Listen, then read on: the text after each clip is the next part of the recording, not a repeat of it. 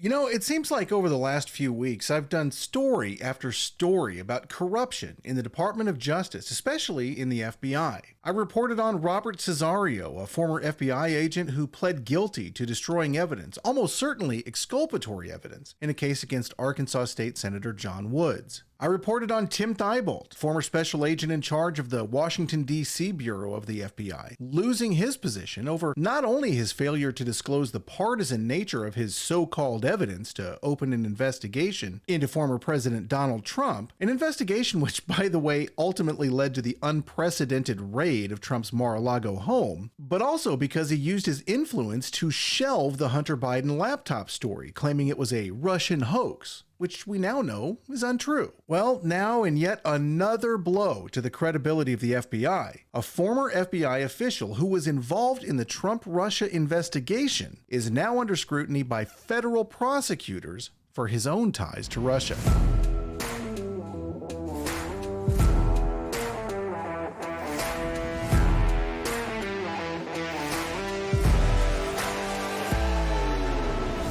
JP with Political Pop Culture, and this is My Take.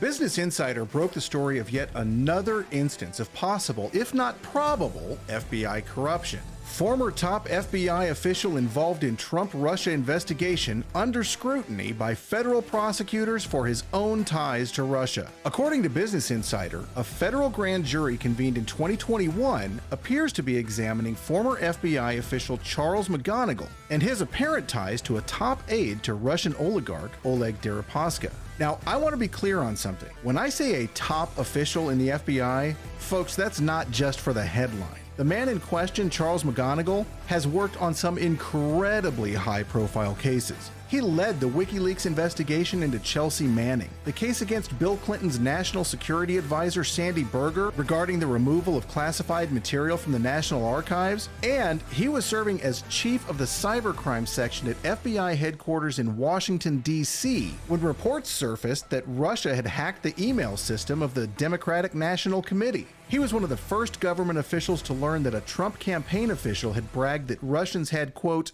dirt on Hillary Clinton, which sparked the investigation known as Operation Crossfire Hurricane. Oh, he was also head of counterintelligence at the FBI field office in New York City. So again, Charles McGonigal was a top official in the FBI. And he is now, if not under investigation, at least under scrutiny from federal prosecutors. But why? Well, because of his ties to a consulting firm called Spectrum Risk Solutions, and also business dealings with a top aide to Oleg Deripaska. Now, if that name sounds familiar, it's because Deripaska was the Russian oligarch at the center of allegations that the Trump campaign colluded with Russia to interfere in the 2016 election. Allegations which we now know to have been false. Now, what's not false is how important it is that you click on that like button, then hit the subscribe button and the notification bell. You see, that way you'll be the first to know when we add new content, and you'll be helping the channel by telling the algorithm to show this video to other people who might be interested. Every little bit really does help, so thank you. According to the document obtained by Insider, the grand jury has requested records and communications related to Spectrum Risk Solutions. McGonigal helped another unnamed person facilitate an introduction between the firm, Spectrum Risk Solutions, and Deripaska's aide. The document also requests communications between this unnamed subject of the subpoena and McGonigal regarding other foreign countries, including Bosnia, Herzegovina, Kosovo, Montenegro, and Albania. Now, the document does not indicate whether McGonigal is the target of the grand jury investigation or whether his actions are a part of an FBI probe into another person. But either way, it's clear that he is close to the center of some incredibly shady dealings with some very powerful foreign entities and governments. Thus far, McGonigal has not been accused of any wrongdoing. That said, the materials requested in the subpoena do raise questions about whether McGonigal may have been using his FBI connections that he made during his years of public service, for private gain.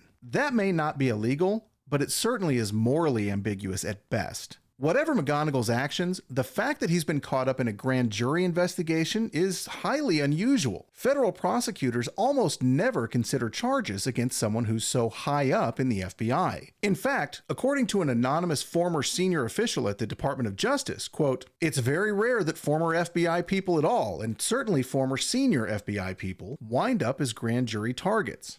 Well, of course it's unusual. The people committing the crimes don't generally investigate themselves for the crimes they're committing. Again, let me back up. I am not saying that McGonigal is guilty of anything, but there is a hell of a lot of smoke here for there to be no fire at all. We are witnessing incident after incident of the Department of Justice being weaponized against the political opponents of the left. And this guy was dead center of the fictitious Trump-Russia collusion debacle. How long did that investigation go on? How many baseless accusations were made? And how many reputations were tarnished, if not outright destroyed, over something that turned out to be completely fabricated? If I were a betting man, which I'm not, but if I were a betting man, I would bet against any charges ever coming in this case. But just because we're not likely to see charges filed, that doesn't mean that no wrongdoing occurred. This is yet another example of people in and around the FBI skirting the law at best, if not outright breaking it, in order to further their own agenda or the agendas of their political masters. So here's the question. How many more examples do we have to see before something is done about what appears to be rampant moral and political corruption within the FBI?